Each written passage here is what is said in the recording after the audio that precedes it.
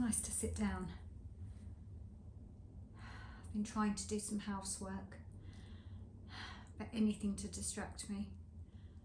I think I connect it with punishment from when I was a child. Not that I was punished by doing housework really, but anyway, I digress.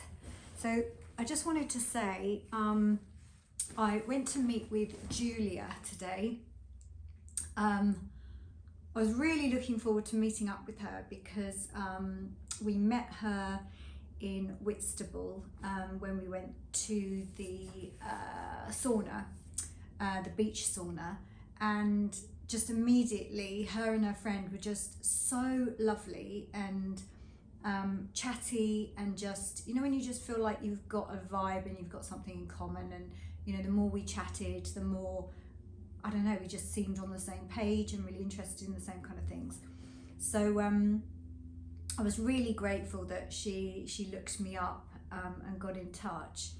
And yeah, we went and met for a coffee. So she's into hypnotherapy, and you know, when I then looked up her social media, I was just like completely blown away, because it's kind of like the opposite of how she comes across.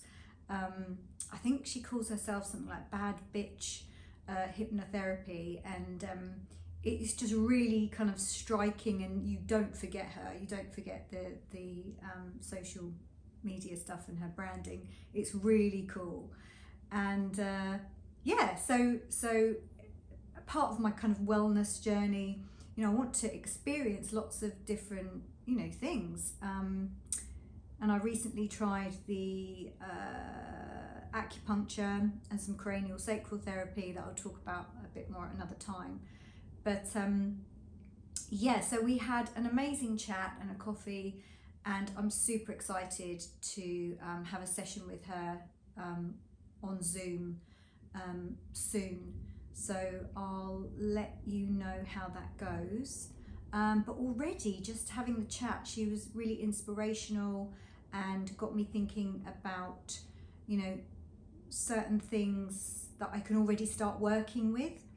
I think I wasn't really sure what to focus on when working with her, but I feel like maybe now, and from some of the things we talked about, I'll be able to do a little bit of work pre our Zoom session, which could be useful.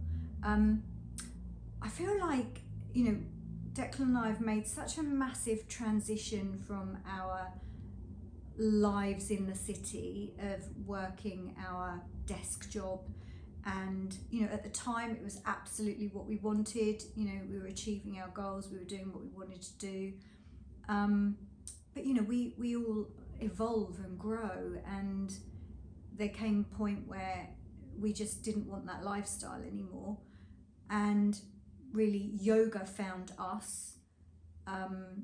We trained and studied together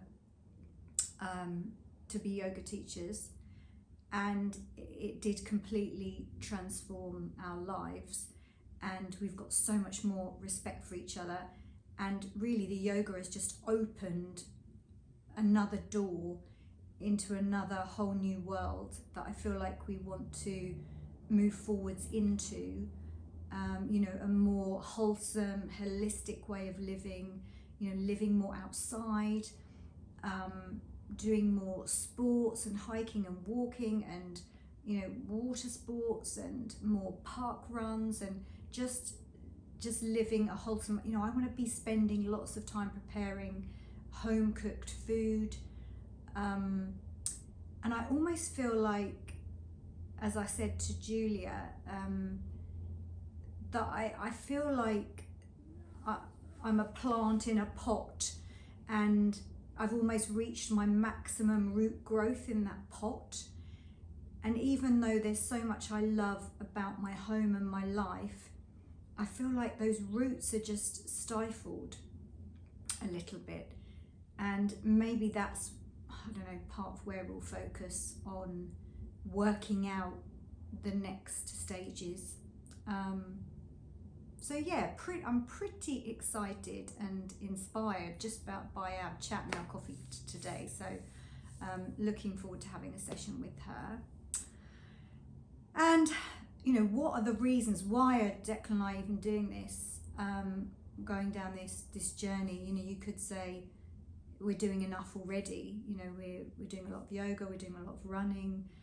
You know, life is good. But yeah, kind of about a year ago, I had a little bit of a strange situation where all of a sudden I felt like my left ear was like completely blocked and muffled, and I started hearing my own voice coming back to me. And sometimes even now when I'm talking, I feel like I'm talking really slowly because I almost have to wait for my voice that's coming back to me after to stop before I say the next thing. And so I sometimes feel like I'm speaking like a robot, and it sort of doesn't flow. So yeah, the echo became really quite disturbing and upsetting, and the only time that it would go is if I was lying down. So sometimes in my yoga classes I'd lie down and speak and talk people through sequences, a lying down sequence, just to give myself a bit of respite from the echo. And there were probably 2 occasions where I really, not while I was teaching, just generally in life, that I just felt like it was getting too much and it was becoming really, really stressful and really exhausting. And I just didn't want to talk to people and have a conversation. It was much more difficult having a conversation than teaching. Yeah, it just became really tiring and a bit too much. So I went to the doctor. At first they said I had a perforated eardrum, or I don't know if it was an ear infection first or a perforated eardrum, but around about the same time, those 2 things. But then when I went back after having some antibiotics and there was no infection, they said they couldn't see the perforated eardrum and they would normally be able to see that it's healed. So I went to ENT, I believe, and they did some hearing tests. And actually prior to that I had a hearing test in Boots, and they told me that I had hearing loss, and I was completely baffled by that, and that maybe I'd benefit from a hearing aid. And again, this was around at the same time I had the ear infection, so I put it down to ear infection has caused a few problems, and that's that. But once I went to ENT and had more tests, they confirmed that I had this unusual hearing loss. Well, it turned out to be exceptionally unusual hearing loss. So it's how do I describe it? It's clarity of words that's the problem at 2 opposite ends of the spectrum. The bulk of my hearing is fine, and where hearing aids help is maybe, for example, this section, and my hearing loss is like here and here. And it seems in both ears, so it could be I've actually had it since I was born, which kind of makes sense because even from a young age, and around about 16, 17, when Declan and I started dating at school, and when we'd watch films together and things, I could never follow a film properly, and I would just get a bit bored or constantly be asking him, oh, what did they say? Oh, what happened then? Not quite following this. And it makes sense now that actually in a group situation when there's lots of conversation and people are interjecting with different things, I do find it really, really hard to follow a conversation. If I'm just looking at a person and we're having a one-to-one, absolutely no problem, because of course, as we all know, there's so much more than words, you know, expressions and facial, you know, body language, everything contributes to communication.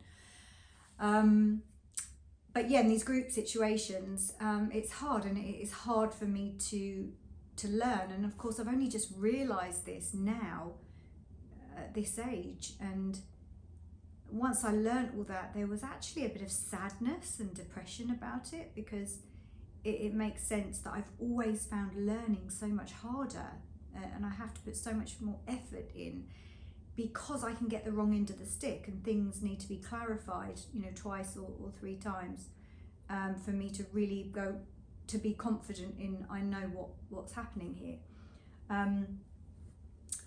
So, you know, sometimes I think maybe that's held me back a little bit in life, and yeah, I kind of felt a little bit of sadness about that.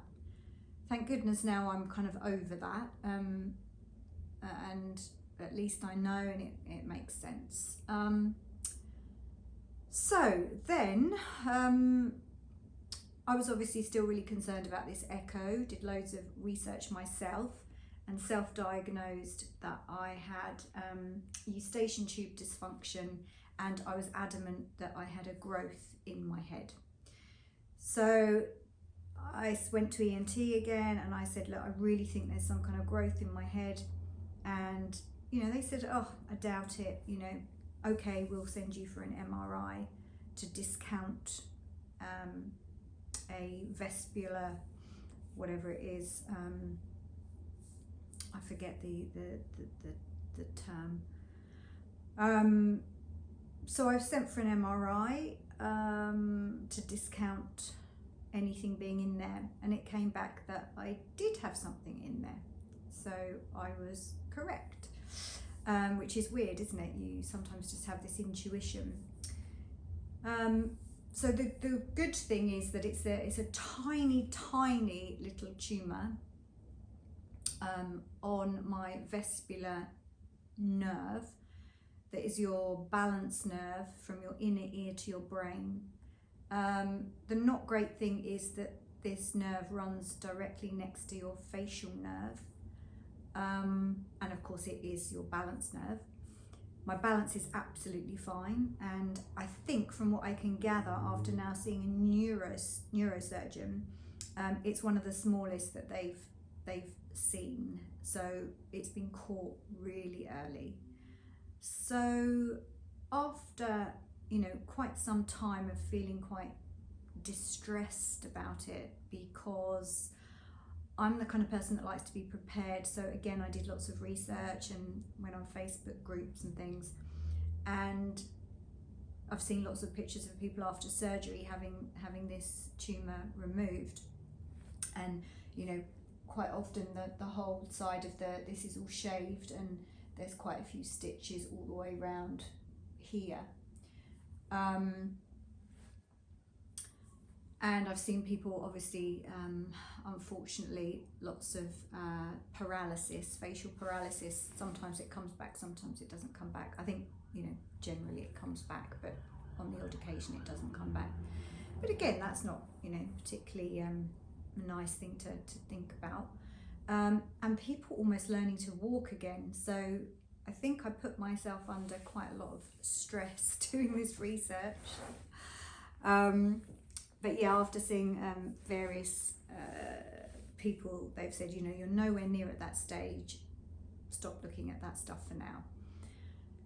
So they are going to put me forward for gamma knife radiosurgery or something along those lines,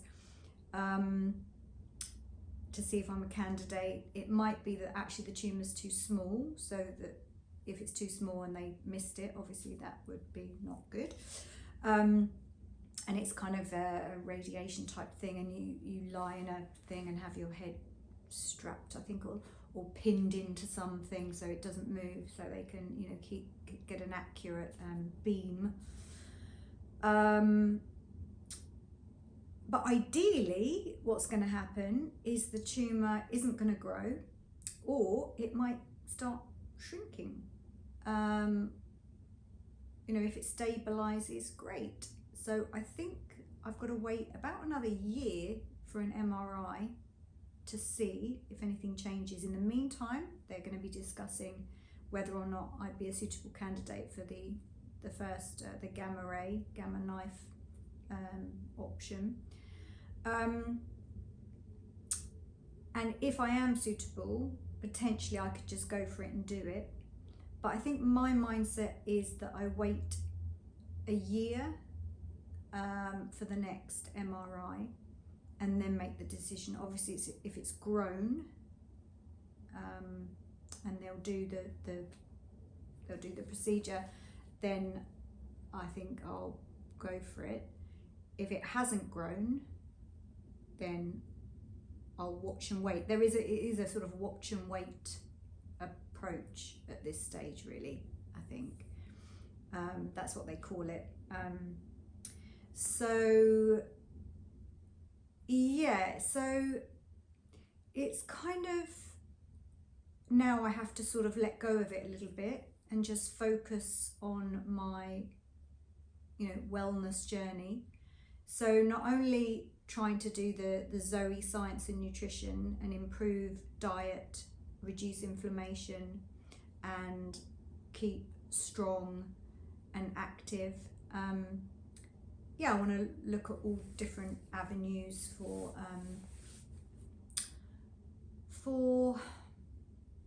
kind of self-healing on all different levels, because I do think a lot of it is, emotional healing as well. And I guess just this little health scare, as it were, does make you evaluate your life going forwards and maybe accelerates thinking about where you want to be in 20 years' time, when I'm 70. Wow. Ooh. Yeah, so and if you want change in your life, and a better quality of life, and to just be living your best life, I guess we need to start thinking about it now. So yeah, a hell of a lot kind of going on. Don't really want to overwhelm myself. But as coming back to Julia, she was talking about baby steps, and which we always talk about, don't we? But sometimes when people say things in a slightly different way, things resonate, which is a bit like yoga, really. There are so many different paths and access points to yoga, and different ways of explaining things. And in yoga, there's the Upanishads, all little kind of stories that kind of mean the same thing, but a certain one might resonate with you. Yeah, it's just getting something that resonates and something to click. And so yeah, going back to Julia, I'm really looking forward to maybe it might just be one session with her, it might be multiple sessions, but I really feel like it could spark some, positive change going forwards to where I want to be. And I don't exactly know where that is now, but I am going to write some notes down and do some visualization and visualize the future me, and what might that life look like, and what might that person look like. Obviously I don't mean look like, I mean, is that person fulfilled, joyful, free, healthy, all of those kind of things. Yeah, really exciting. So I probably should get back to some housework. Oh, I'm so useless at housework. Maybe I'll just do half an hour. So yeah, brilliant. That's me for now.